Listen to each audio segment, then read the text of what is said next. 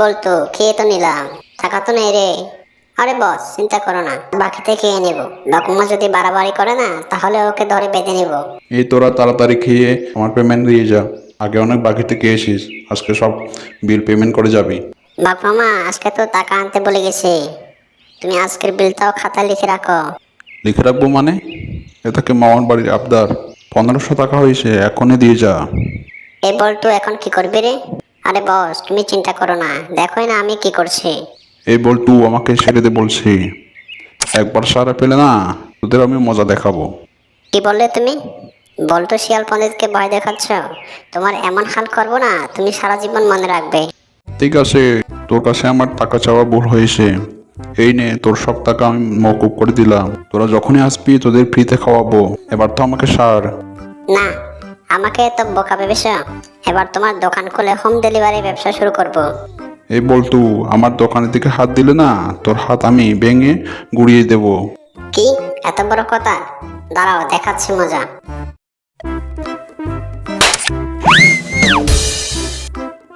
এই বল্টু আমি কিন্তু তোকে ছাড়বো না, আমি তোকে দেখে নিব।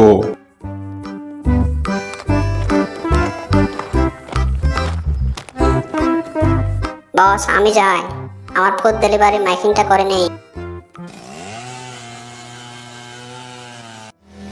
খুশির খবর, খুশির খবর, খুশির খবর। 10 মিনিটে খাবার ডেলিভারি, 10 মিনিটে খাবার ডেলিভারি। আমাদের কাছে পাবেন বিরিয়ানি, ফুচকা। 10 মিনিটের ফুড ডেলিভারি, 10 মিনিটের ফুড ডেলিভারি। ডেলিভারি যারা নিতে ইচ্ছুক তারা আমাদের সাথে যোগাযোগ করুন। আমাদের ফোন নাম্বার হলো 442259। তোরা শুনেছিস বলতো শিয়াল ফুড ডেলিভারির ব্যবসা শুরু করেছে। 10 মিনিটে ফুড ডেলিভারি করে যাবে। আমি তো ফোন করতে পারি না, আমার জন্য 2 প্লেট ফুচকা অর্ডার দিয়ে দে।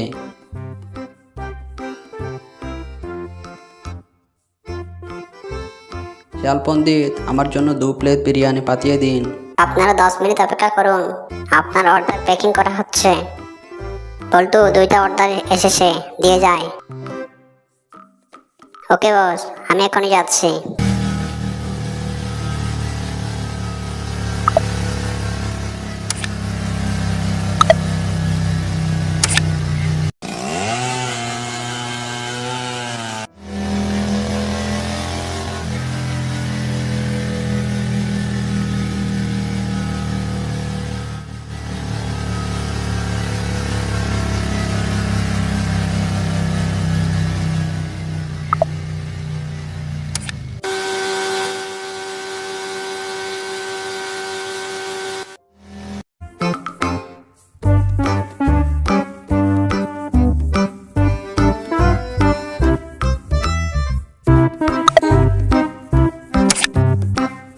বল্টু সাবধান, পিছনে বাপ মা।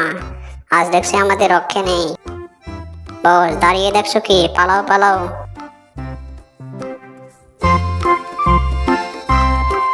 পাজি শিয়ালের দল, তোকে ছাড়বো না। এবার আমি ফুড ডেলিভারি ব্যবসা শুরু করব। বহুকাল আগের কথা। এক বনে এক বাঘ বাস করত। সে বনের রাজা, কিন্তু খুব সহজ সরল হওয়ার কারণে কেউ তাকে মান্য করত না। সবাই তাকে নিয়ে হাসি তামাশা করত। সবাই তার সরলতার সুযোগ নিয়ে তাকে দিয়ে কাজ করাতো এবং তার সব সম্পত্তি হাতিয়ে নিত।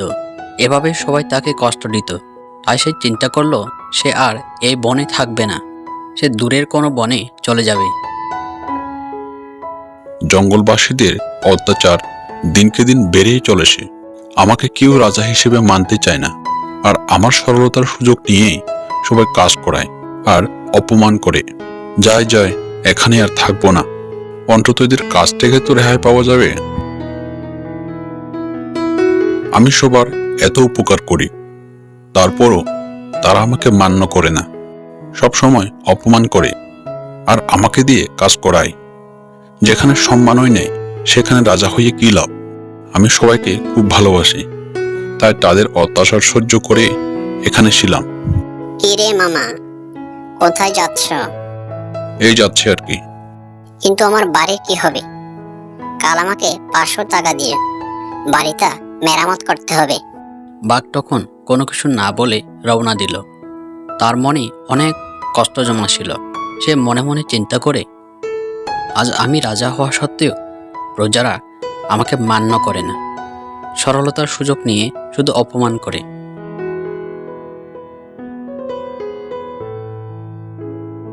তখন সে একটি ডিম দেখতে পেল। আরে বাহ, ভালোই হলো, একটা ডিম পেলাম। কত বড় ডিম! এটাকে রান্না করে খেতে হবে। আমার খুব খিদেও পেয়েছে। না না, আমাকে খেও না।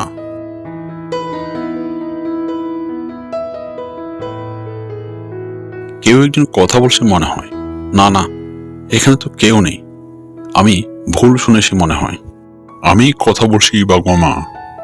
সে কি, এ কি করে সম্ভব? ডিম কথা বলে, এরকম তো কোনোদিন শুনিনি। আমি কোনো সাধারণ ডিম নই। আমি এক দুষ্টু জাদুকরের অভিশাপের শিকার। আমাকে অভিশাপ দিয়ে ডিম বানিয়ে দিয়েছে। আর 1 সপ্তাহ পর আমি আবার আগের রূপে পরিণত হব। ও আচ্ছা, আমাকে দয়া করে মেরো না। আমি 7 দিন পর আমার রূপ ফিরে পেলে আমরা দুজন বন্ধু হব। আর তোমার যা যা প্রয়োজন আমি সব দিয়ে দেব। না না, আমার কিছু লাগবে না। তুমি যে আমার বন্ধু হবে এটাই যথেষ্ট। তুমি খুব ভালো। এই 7 দিন তুমি এখানেই থাকো। আমি তোমাকে একটা বাড়ি দিচ্ছি। আর এখানে তোমার কোনো অসুবিধা হবে না।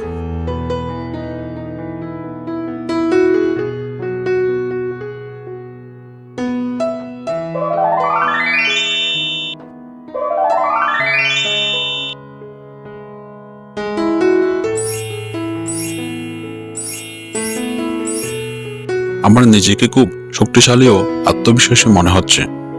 এটা কি দিল তুমি আমাকে? আত্মবিশ্বাস। তোমার আত্মবিশ্বাসের ঘাটতি ছিল, তাই তোমাকে আত্মবিশ্বাস দিলাম।